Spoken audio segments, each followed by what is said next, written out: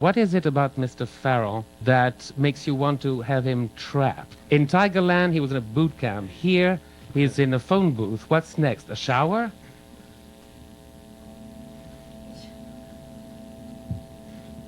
I'm not going to answer that question. Before we give this lady the microphone, a quick question for Mr. Farrell. You give a devastating portrait of a publicist. You are in a city that is full of publicists today.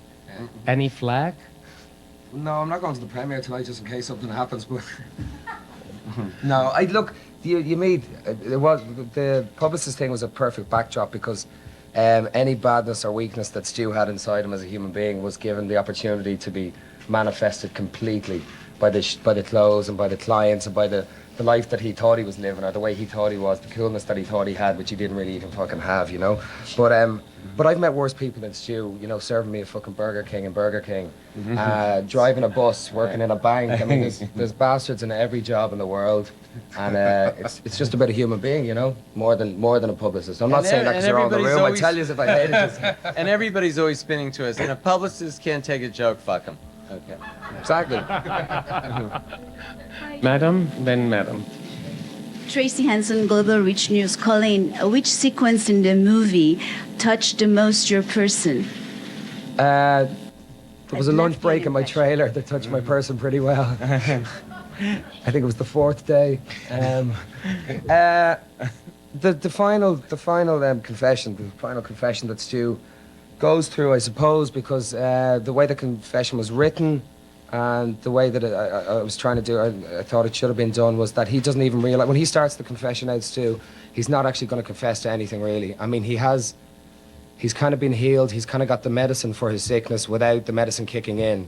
And the medicine kicks in during that confessional. As he starts to speak, he's going, I'm this, I'm that, I'm a bit of an asshole. And then as he's tripping over the words himself, it starts to spill out of him, And he starts to, you know, realise things about himself that he wasn't willing to fess up to, as Kiefer was saying, that he wasn't becoming accountable for.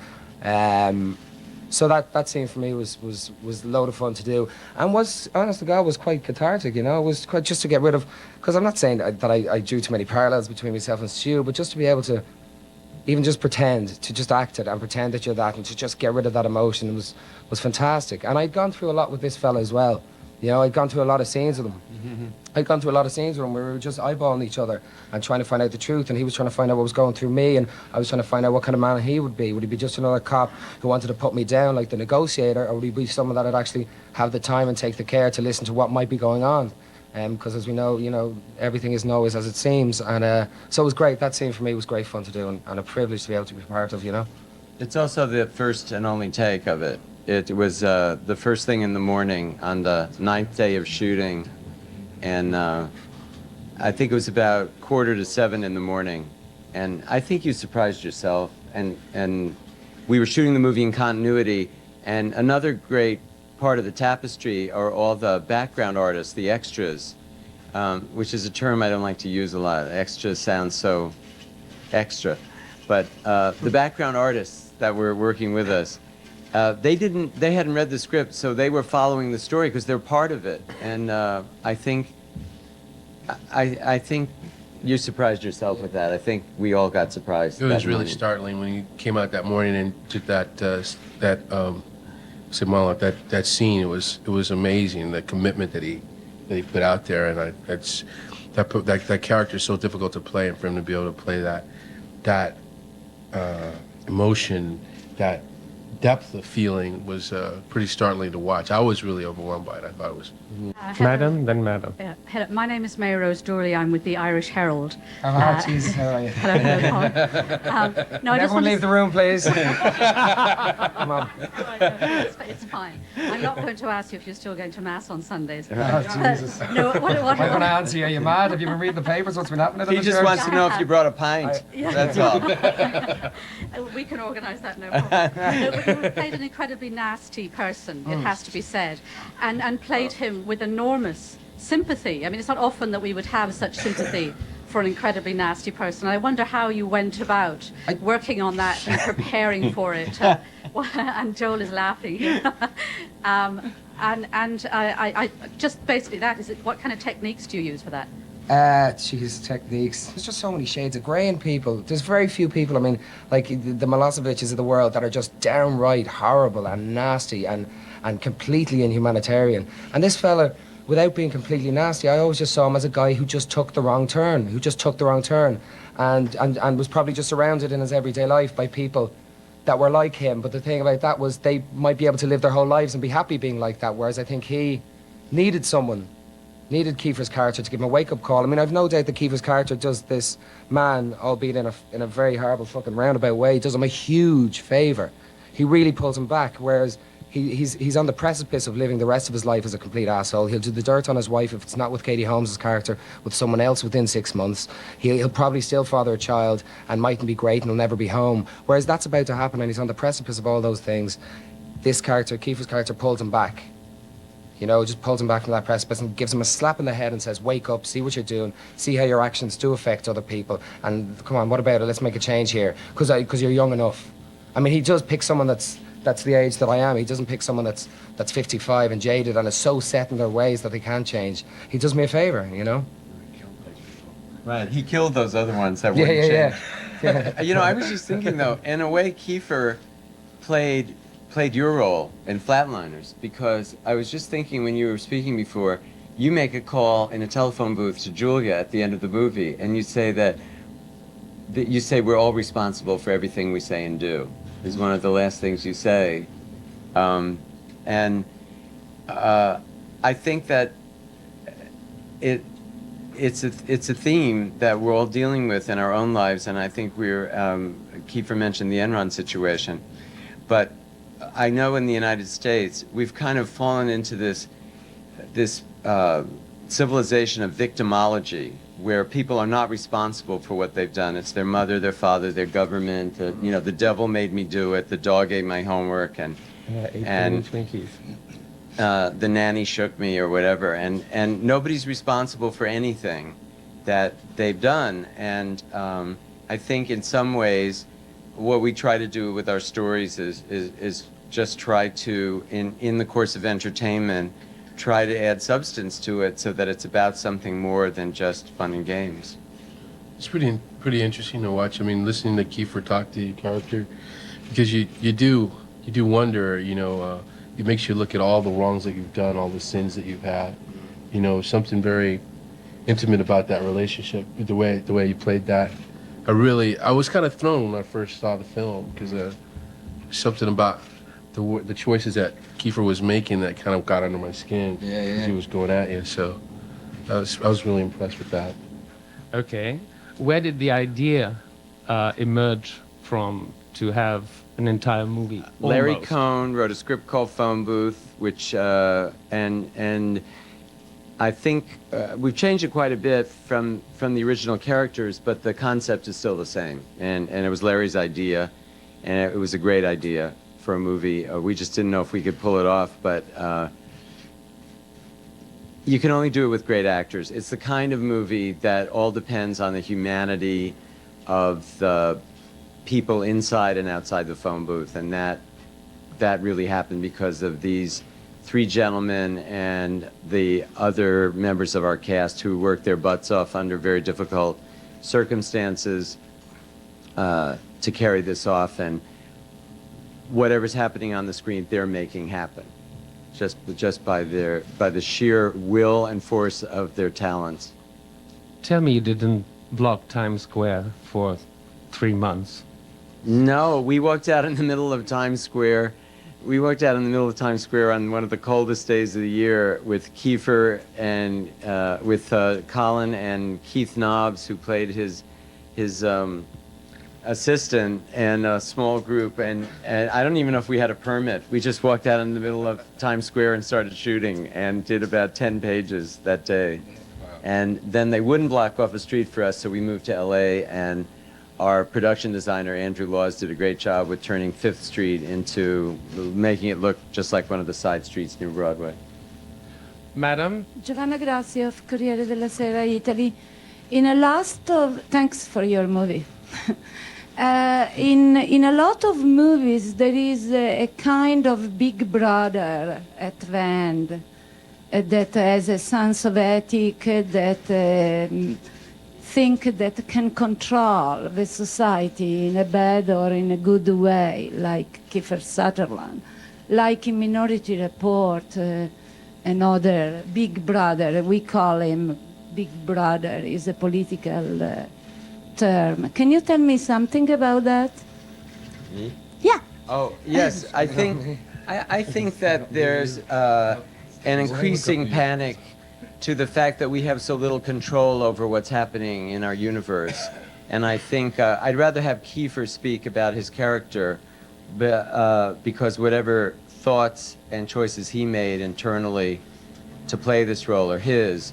But from my point of view, as twisted as it may seem, you know, the caller certainly sees himself as a judge and a jury and a moralist, and certainly Big Brother, if you like, or godlike. I mean, because he decides who lives and dies and who's right and wrong and what the morals are, and obviously feels his own morality is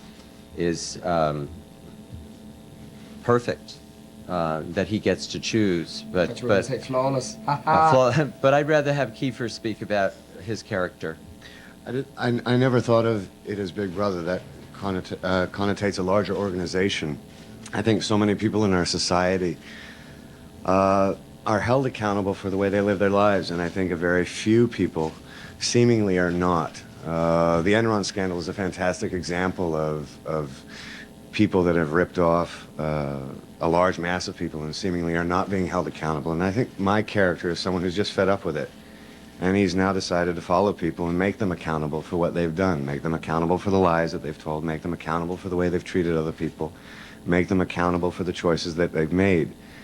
And it's very funny. I remember when Joel had called and asked me if I would be interested in being a part of the film. I think I said yes before he even finished his sentence. And I remember I was working with someone and they said, "Oh, you're not going to play another bad character, are you?" And I said, "No, I don't think he is. I think he's actually got a very serious point. However poorly he might go about exercising that point, I certainly understand his anger." And it was very funny. Through the course of the picture, through the course of doing the voice, I started to understand him and actually agree with his point of view, not how he was doing it, but agreed with his point of view more and more. And as I started to watch the film as I was doing it, I started to identify with Colin Farrell's character more, because I have told lies before. I unfortunately get caught all the time, but I certainly understood his character. And the fantastic thing that I felt while I was doing the film, because I was doing it in such a unique way as a voice after the fact, I thought, oh, what a relief it would be to actually have someone come in and clean the slate for me and force me to address all of these things that apparently I still carry in my life. And so I thought of it as a much more intimate piece than I think you described with Big Brother or the police or anything, that it was really about two men confronting their accountability for their lives. At the same time, Mr. Sutherland, you had a very difficult job and the easiest job. You didn't have to come to the set. You didn't have to go through makeup. You didn't have to go through wardrobe. But at the same time, you also had to do everything through the voice. I went through makeup. I won't work without it. I went through makeup. No, it was an amazing thing. I remember Joel and I had talked about the voice, and we had talked about the character. And I said, well, why don't we take a look at the first couple cues, and we'll test it out. And we watched the first couple cues, and I was watching Colin, and I said, well, why don't you let it roll and let me kind of get a real sense of it? And I sat down, and I ended up watching the whole movie. And then we started from scratch and went back to the beginning. Colin and I actually met for the first time yesterday, and I told him, I thought, A, it was one of the most beautiful performances I've ever seen, and B, I certainly question whether or not, had I ever been offered such an opportunity, whether I would have taken it. It was a very brave choice. For him, it must have felt like being in a one-man show for quite a large part of the film in a very restricted space, and the dynamic and range with which he experiences this incredible plethora of emotions was phenomenal. And then it's counterbalanced by another performance by Forrest, So I had two goalposts basically with no goalie. It was impossible, you know, as long as I didn't get in their way. You're right, it was a very easy and enjoyable job. Yeah, but he's also great. Madam? The two goalposts and perhaps the referee. How difficult was it for you to make this film, knowing that Kiefer's character was really going to be added at the end? Colin, you were talking to someone throughout the film. How did you get your cues? Joel, how did you direct him? And I guess... Well, he was hooked up to a fine actor on the other line, and so he's always in contact with somebody. I had a very fine actor on the other line that was working with me the whole time, and I had an earpiece in my ear, and I could hear what he was saying, and he had a headset, and he could hear what I was saying, and we basically just, you know, we just played it out. It was like a really fun stage reading. We rehearsed. On top of each other. We rehearsed for 2 weeks, and so the whole cast was able to work together. And also, Forrest had an earpiece. Also, sometimes they didn't work that well. We also had an AD who was dressed as a cop, who's walking around, and he'll. If Forrest was doing an improvisation with Richard Jones, who plays the policeman who works with him, and they were busy in their improv, he would come over and let them know when their cue was coming, because most everyone is on camera all the time because there's 4 cameras going. He's the cop that actually looks like he's doing something. You guys were wired all That's the me time? getting arrested. Yeah, instead of earwigs. Yeah, because they shot Forrest at the same time they were shooting me. At the same time they were shooting the building, panning across all the windows. So Yeah. it was a great experience. It was great fun. Pretty amazing. Yes, Madam and this Madam. would be for Mr. Schumacher and for Forrest and for Colin. First of all, how long was the shoot? How many days did you shoot? And it does have the sense of being one long shot. What were the challenges you all faced with continuity? We shot the actual phone booth section. All of the stuff on that street was 10 days. We should. Pardon me? I thought someone said something. Yeah, well, they did.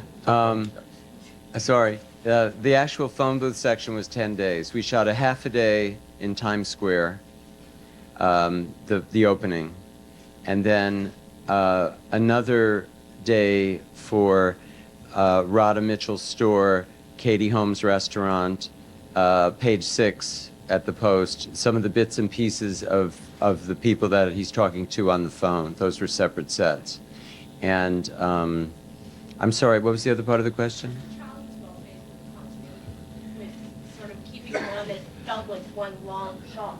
It was. Yeah. It was shot in continuity, which never happens, which kind of, you know, meant it was like doing a play again. And for me, I left off. I picked up every morning where I left off. I mean, the whole thing. Everyone's saying. I'm not trying to be modest. Everyone's saying fair play to you in the box and all that. Everything was set up in such a way that it lent itself to the tension and the kind of maniacal nature that the story had. And for me, it was nearly a fucking easier job than you think than anything else, because it was shot in continuity, and I was in this phone booth, and it was fairly irritating. So, you know, I had no problems with continuity. I wish every film was done that way. No, but I can understand the lady's question. You were working, you rebuilt New York, Times Square in Los Angeles, but the light was determined by whatever light was on the day you shot in New York. Yes, it also... And you had 4 cameras, so how do you light this? How do you... Well, I wish Maddie was here because, you know, Maddie Lebatique is our genius cinematographer. We also did Tigerland with him, and he did Pi and Requiem for a Dream with Darren Aronofsky, and he's really a brilliant talent, and how he got this all to work is pretty amazing, because we had no way out if the weather had betrayed us. We also had to stop shooting at 4 o'clock every day because we lost the light. So we didn't break for lunch. We had French hours where the food was passed and we just kept working. And I think, just for my own, I don't know how you all felt about it, but for me, I was really scared to death the first day, because I thought, what have I really dragged everybody into? And it wasn't the normal jitters you have before you start a movie. This one, I thought I really had swam out as far as I could get, and would we ever get back, and what have I dragged everybody into? And then I think when we made the first day, I think we started to become the little engine that could, and at the momentum of it built. But once we made the first day, and then we actually did the second day, and we were doing, 12 pages a day, and we were really doing it and getting this great coverage. And everybody seemed to get into it at that point. And Everyone, the crew, the sparks, electricians, Yeah. everyone. I mean, you'd set up a situation that was pretty organic. I mean, with all the things occurring, with the performances able to be able. I think the challenge, not for me because my character's pretty straight ahead, but when you put all that there for it for us to react off of, what was really fascinating. It was fascinating, even though you say it's easy to watch, keeping that level of intensity that you had to keep like throughout the day, but I felt like you set up situations where the crowd is alive and active, where we continue to move and work, where you're not allowing us the opportunity to break. There's no opportunity to like fall off or to Think too much. to think. It's just you put us in that pocket, and that's the pocket we have to stay in, and I think that's pretty brilliant. well, you guys were great. And I don't think your character was straight ahead at all. Not at all, yeah. I think you brought so much humanity to this cop. So I much mean, humor boy, if that I was wasn't on the stuck in page, that man. You're funnier situation, than wouldn't was you on the want fucking Forrest to show up in that car? I mean, you'd think, thank God, a real person showed up. I have a few problems myself. Also, Forrest, I have to say, as a human being, Forrest, you bring such a sense of enlightenment and intelligence and quality wherever you move. I think you brought a great dignity to the set and helped me a great deal and sort of you set a tone Absolutely. that I think was amazing. Absolutely, yeah. Pearl? Follow up on this morality thing that Kiefer brought up at the beginning, that his character, though he did it the wrong way, was doing it for a good reason, making people accountable. What is the view of each one of you, especially Forrest Whitaker, who's the good guy in the film, or the almost good guy, to the idea that he got away with it? And just on a lighter note, the fact that Kiefer does walk away, does that mean there are a couple of sequels coming up? Oh, Jesus, right. No, I'm not in there the were no phone booths left in Manhattan, so I think that's over. I don't know how the cast wants to answer it. I just thought it was important to the story that he walks away. I thought it would be too trite if he just got shot down. I thought that he's not finished with his journey, but we hadn't planned any sequels. We were happy to get through this one. No, but I read the ending completely differently from the way you did. For me, he's just a face in the crowd, and there are thousands, like 1,000 Kiefers are walking in our streets every day. None have the same voice he has, though. He's got a Right, great voice. True. that's right. True. The lady behind.